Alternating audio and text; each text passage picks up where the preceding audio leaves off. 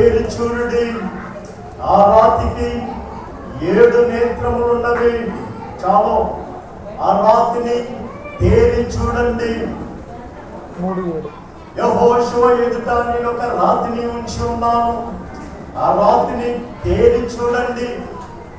ఇదిగో దానియేలు గ్రంథంలో రాయబడుతూ ఉన్నది, చేతి సహాయం లేకోకుండా తీయబడిన రాయి, చేతి సహాయం లేకోకుండా తీయబడిన రాయి ఆ రాజ్యముల మీద, ఆ ప్రతిమ మీద పడి దాన్ని దంచివేసి దాని నామరూపాలు లేకోకుండా చేసి పడేసినది.